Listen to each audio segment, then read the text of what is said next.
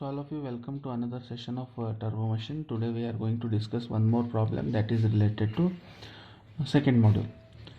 So the problem statement I have written over here. So we'll read out the problem statement and we'll extract the given data for this problem. So in a axial flow turbine, the discharge angles are 20 degree each for both stator and rotor. The steam speed at the exit of the fixed blade is 140 meters per second. The ratio of Vf by U is equal to 0.7 at entry and 0.76 at exit of the rotor blade. Find 1 inlet rotor blade angle, 2 power developed by blade ring if mass flow rate is 2.6 kg per second, and third one is degree of reaction. So this is the problem statement. So from this problem statement we are going to extract the given data and we try to analyze the given data which have been given in this problem. So first we will extract the given data for this problem. Solution. So in an axial flow turbine, the discharge angle, right, the discharge angle. So discharge angle, which are the discharge angle? The steam which is the angle at which the steam enters into a turbine, so that is a discharge angle, right? That is, we call it as alpha 1.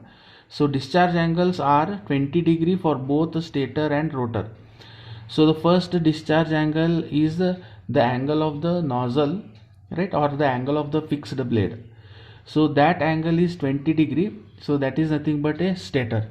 So stator, the another name for stator is either it may be a nozzle or it may be a guide blade. So it may be a guide blade. So the angle at which, so it is a discharge angle, means at the exit of the nozzle, right, we can say that at the exit of the nozzle, the discharge angle is 20 degree for both stator. So stator is nothing but a nozzle. So nozzle angle, that is alpha 1, is equal to 20 degree. That is the first given data. So discharge angle are 20 degree for both stator, right? Stator is a stationary element. So another name for stator is usually a nozzle, right? Usually because it is also a non-rotating element, right? So that's why we have taken it as alpha 1. And for rotor, so discharge angle for rotor is beta 2. So beta 2 is equal to 20 degree. Beta 2 is equal to 20 degree. So for both stator and rotor, it is clearly mentioned discharge angle for are 20 degree each for both stator and rotor. So for the stator, alpha 1 will be the discharge angle, and for rotor, beta 2 will be the discharge angle, right? So this is how you have to extract. Then the steam speed at the exit of the fixed blade. The steam speed at the exit of the fixed blade is 140 meters per second. So that is V1. So V1 is 140 meters per second. So steam speed at the exit of the fixed blade. So that is nothing but, so at the exit of the nozzle, the speed is usually, we call it as V1. So V1 will be 140 meters per second. Next, the ratio of Vf by U is equal to 0.7 at entry, right? So that is nothing but Vf by U is equal to 0.7. This is at entry. So at entry we usually fix the suffix as 1 here, right? So Vf1 by U is equal to 0.7 at entry, and Vf by U is equal to 0.76 at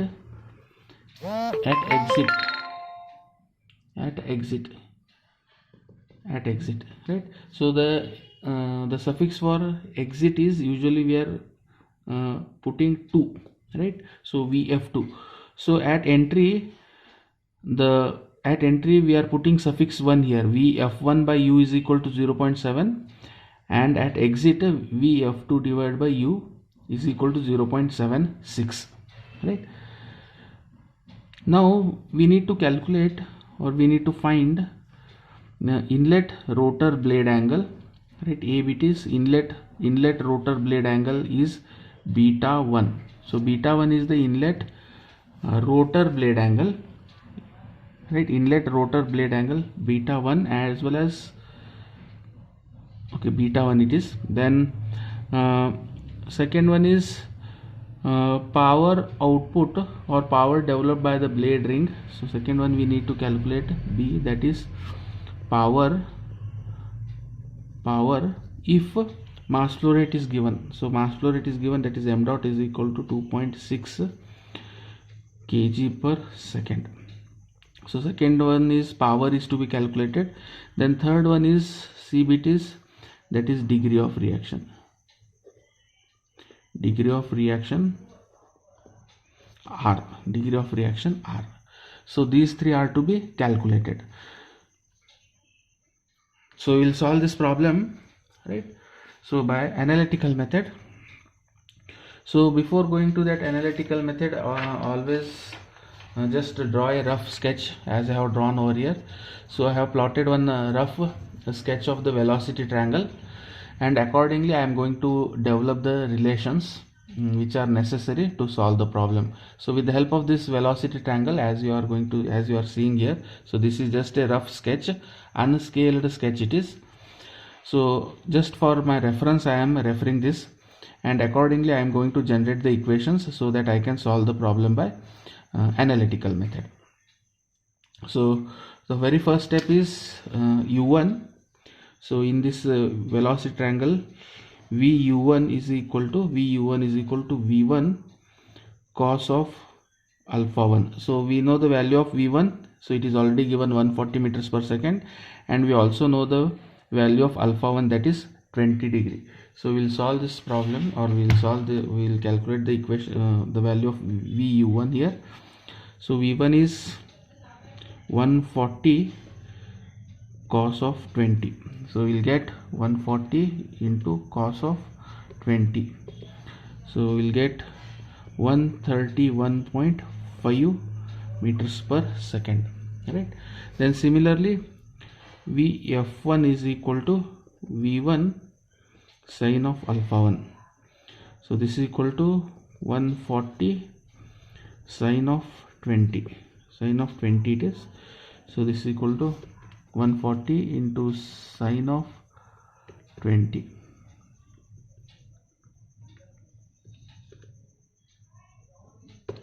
Right. So we are getting 47.8 meters per second. Right. So next, so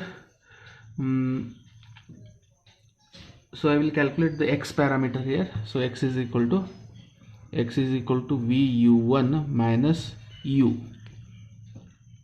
Okay, but I don't know the value of U, so I am going to make use of this equation here. So I know the value of Vf1, I have calculated. So from this equation I am going to calculate the value of U. Right. So I will just scratch out this. So Vf1 by U is equal to 0.7, right?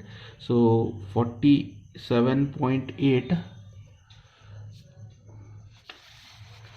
So 47.8 divided by U is equal to 0.7, or I can say U is equal to so 47.8 divided by 0.7. So it will be 68.2 meters per second. So value of U we have obtained here, as you can see here. So this is VU1. So V1 cos of alpha 1 is VU1, right? And this is the value of U, and this is the value of X. And this is Vf1. How you are calculating Vf1? So Vf1 usually, so V1 sin of alpha 1 it will give you Vf1 value. So same we have done over here. Okay, so these first two terms. Then with the help of the given data we are calculating the value of U. So this equation is already given in the problem. So we have calculated the value of U. So now I am going to calculate the value of Vf2.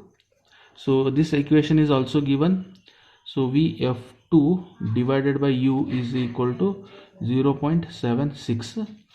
So Vf2 is to be calculated. This is equal to 0.76 into U, or 0.76 into 68.2. so this is Vf2. So how much? 0.76 into 68.2. so this will give 51.8 meters per second. So 51.8 meters is the value of Vf2. So this is the value. So Vf2 that we have calculated, that we have calculated, and at same time we know the value of beta 2. So if I apply sine rule, so sine of beta 2 in the triangle, in this triangle A B C D, this is E and F. So if I consider triangle FBE, if I consider the triangle FBE, I know the value of Vf2, and I know the angle beta 2. If I apply sine rule in this triangle FBE, sine and with the angle beta 2, so sine of beta 2 is equal to opposite by hypotenuse. So opposite is Vf2, and the hypotenuse is Vr2, and angle is beta 2, that is 20 degree. It is already given. So from this equation I am going to calculate the value of Vr2 over here. Okay,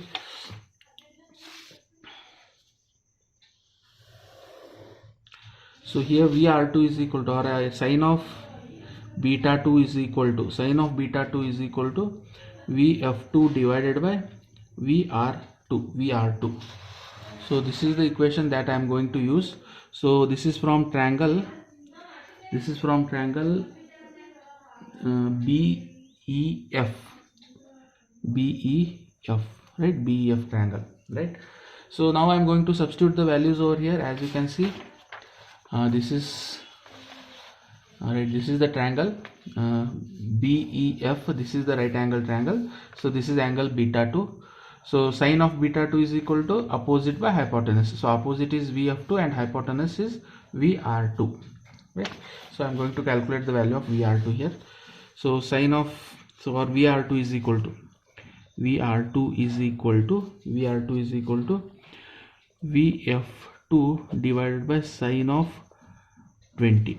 That is sine of beta 2. It is sine of beta 2. So this is equal to Vf2. How much we have obtained? Vf2 is 51.8.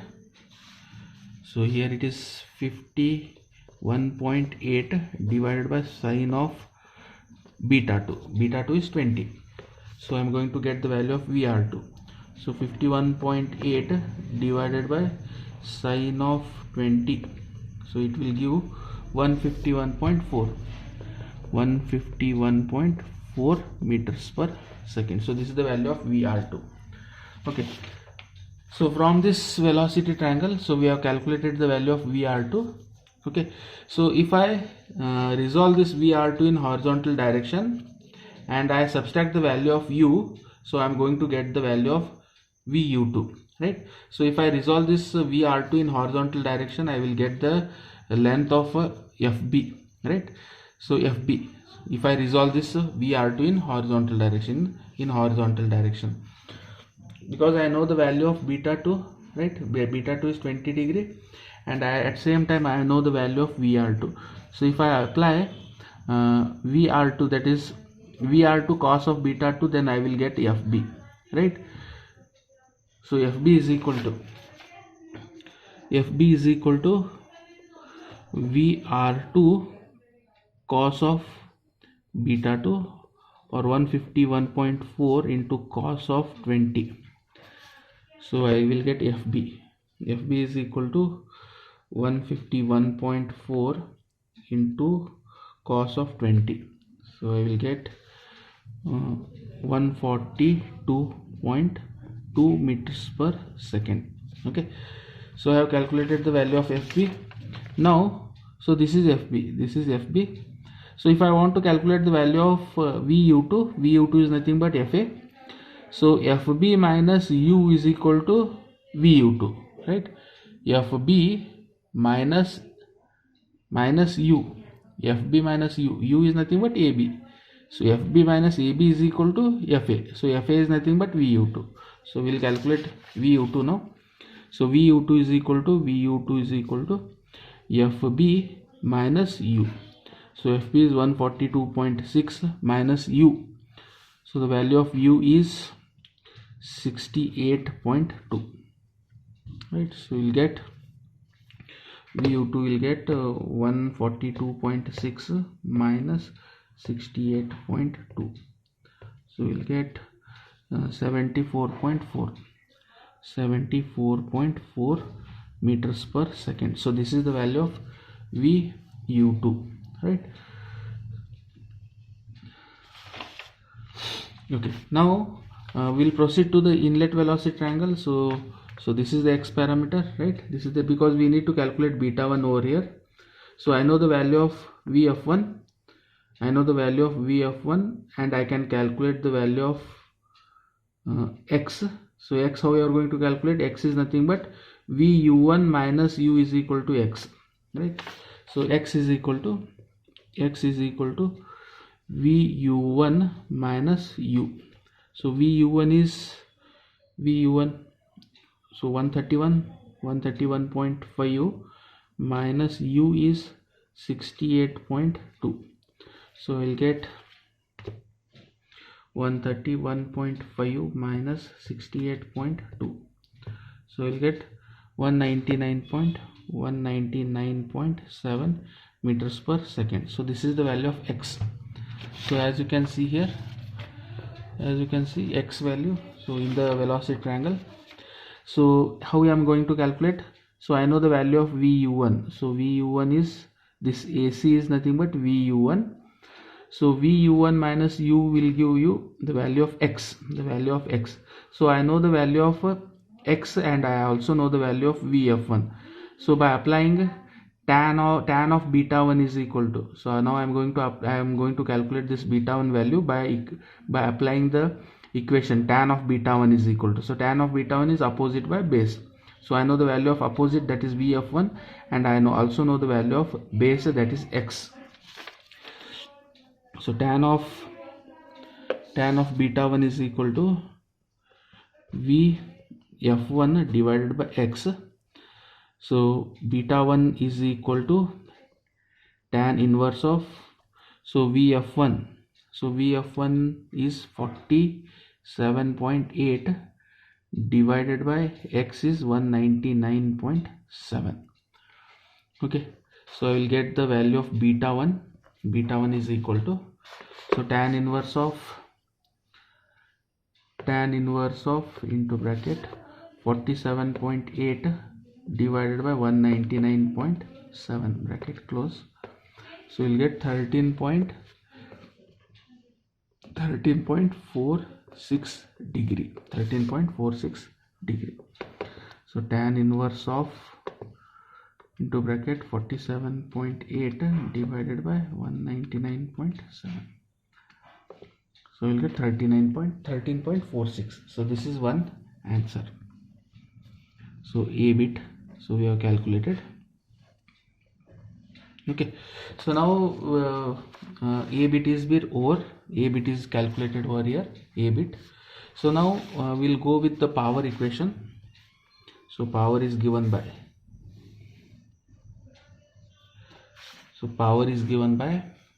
P is equal to M into U into VU1 plus VU2 divided by 1000 kilowatt, right? So this is the equation for powers. So we know all the values. So mass flow rate is given, that is 2.6 kg per second, into U we have calculated 68.2, VU1 is 131.5 plus VU2 is 74.4. so whole divided by 1000, so this will give you the value of power. So I will get the value of power as 36.5 kilowatt, right? So next I need to calculate the value of, that is degree of reaction R. So this is B bit we have calculated. So power, so this is the second answer. And third one is the degree of reaction. So degree of reaction is given by VR2 minus VR1, VR2 square minus VR1 square divided by V1 square minus V2 square plus VR2 square minus VR1 square. So this is the general equation for axial flow turbine. Since in this case U1 is equal to U2, so the equation is modified into or reduced into this form. So when we we need to calculate the values of VR1. So VR1 is equal to, and we also need to calculate the value of V2. So VR1 is equal to square root of, so I'm going to apply the trigonometric equation for triangle BCE. As you can see, BCE. So this is VR1. So I know the value of X and I also know the value of VF1. So VR1 is equal to square root of X square plus VF1 square. So X square plus VF1 square. So VR1 is equal to square root of X is 199.7 square, 199.7 square plus VF1 is 47.8 square, right? So now we will calculate the value of VR1. So from this equation, so I am going to get the value of VR1 is equal to 205.3 meters per second, right? So here again I need to calculate the value of V2. So V2 is equal to, so from the velocity triangle we can see, so from the velocity triangle V2, so this V2 is to be calculated EA, right? EA is nothing but V2. So I know the value of VU2 and I know the value of VF2, right? V2 is equal to square root of VU2 square plus VF2 square. So V2 is equal to square root of VU2 square plus VF2 square, right? Now I'm going to substitute the values over here. So square root of, so VU2 is 74.4 square plus VF2 is 51.8 square. So I will get the value of V2 is equal to, so I got the value of V2 is equal to 90.6 meters per second, 6 meters per second. Okay, so now substitute all the, we know the value of VR1, whether we have calculated or yes, VR1 is known, and VR2 whether we have calculated, yes, we have calculated the value of VR2 here. VR2 is known, VR1 is known, VR2 is known, V1 is known, and V2 is known. Now I am going to substitute the values in equation R is equal to, right, and I am going to simplify it. So as you can see I have substituted the values here. So VR2 is 151.4 square, VR1 is 205.3 square, then V1 is 140 square, V1 square is 140 square, and V2 is 90.6 square, and VR2 is 141.4 square minus VR1 square, that is 205.3 square. So if we substitute all the values in this equation to calculate the value of R and simplify, we are going to get a reaction of 2.45, right? 2.45. So this is the value of degree of reaction. So this is how you have to solve the problem, and later on you plot the table, right, starting from V1 to V2, all the values of the velocity triangle. Plot all the values of velocity triangle V1, VR1, VF1, U, VU1, then VR2, V2, VF2, and VU2. So plot a table and substitute all the values, right, and accordingly draw the velocity triangle with respect to scale. As in the problem it is not mentioned to draw the velocity triangle. As you can see, nowhere in the problem it is mentioned, nowhere in the problem it is mentioned to draw the velocity triangle. but anyhow draw the velocity triangle by choosing a scale. So here the value of v1 is 140 meters per second, so choose a scale of 1 centimeter is equal to 10